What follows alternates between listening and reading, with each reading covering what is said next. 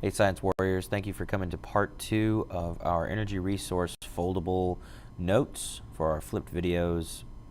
You're going to need your science journal. You're going to need the remaining foldable from the packet that was given out on Friday, the one that says non-renewable energy resources. We've already done the energy resources one, so you're going to need this top cover.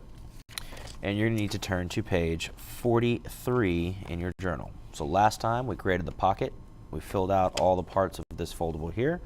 Please turn now to page 42 and 43, and we're going to be working here. Okay. Here's your foldable. Remove the journal. Okay, there's a lot of folding here, so pay close attention. You're going to need to fold this in half this way. So, fold it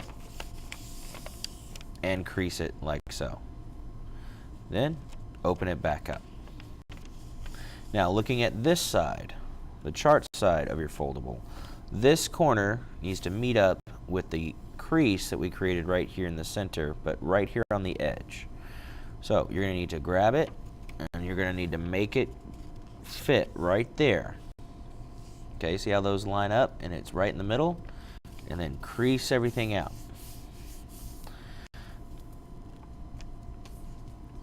Okay, now we're almost done. Since we folded it in half, take the top portion, pull it down, and now you have your foldable. So, like normal, take your glue and put it on the dots on the back of the foldable. Be careful not to get it too close to the edge. 4 dots should be all you need. Stick it on page 43, which will be on the right-hand side. Alright, this video is going to be much shorter than the last, so what I need everyone to do is to pause the video when I put up the information for each section and make sure you copy everything that is in red into that section. So, open up your foldable. This one's called Non-Renewable Energy, the good, the bad, and the ugly. Okay, the 4 non-renewable energy resources: nuclear, oil, natural gas, and coal. Well, what do we need to know about these guys? Is right here. So pause the video right here and copy these down. Okay, quick summary. This comes from breaking down of uranium and plutonium.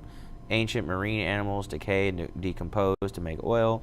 Natural gas, those marine animals decompose, and it's well tied to how oil is made. And coal, ancient swamp plants compressed over millions of years make coal. Okay, get that in that section. Now we need to open it up. So our chart will be upside down. That's okay. Just flip it over and you will see everything you need. So we need to know the good, the bad, and the ugly for coal, oil, natural gas, and nuclear. Okay, so advantages, disadvantages, and some extra stuff here. So what we need to set here is right here. Be sure to pause the video in different sections in order to get everything copied in. For coal, hydrocarbons are what burn when you burn something. Gives off twice as much energy as wood, and they're cost-effective plants. Bad, of course, global warming, mining destroys the environment, and then extra stuff is that we get pollution and can create acid rain. Oil. It's abundant supply, easy to find, 3 times as much energy as wood, and we have to use a pipeline to transport it. So that means it stays safe. It doesn't pollute as much when we transport. But it takes millions of years to form. We drill for it, and that destroys habitats, and we will run out of it. And we get big pollution here. It's an environmental risk whenever it's spilled. Natural gas. Okay, it's an abundant in supply and it's easy to find. It burns very, very clean. It's just like oil and it gives us 3 times the energy.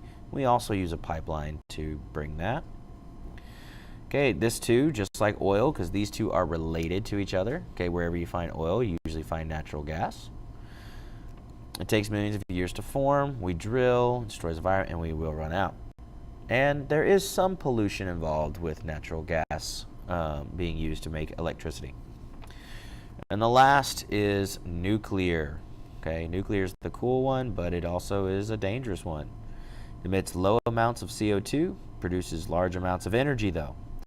Okay, the accidents and spills can happen, which can be real bad, but uranium and plutonium will run out. We don't have as much of this as we do any of these other three. Of course, last part, the toxic waste is radioactive and is hazardous for health to people and animals and plants' health for thousands of years before it finally becomes good enough and safe enough to be around. Okay, so I know that was quick. Make sure you pause in different sections of your video in order to make sure that you get everything you need in those sections. If you have any questions, be sure to ask me in class. We'll be debating and creating conservation plans in class next week in preparation for our test. Okay, hope you guys have a great one. Please leave a comment below if you have any questions or concerns. And this is Coach Jones. We'll see you later, and thank you for watching Science Warriors. I'm out. Peace.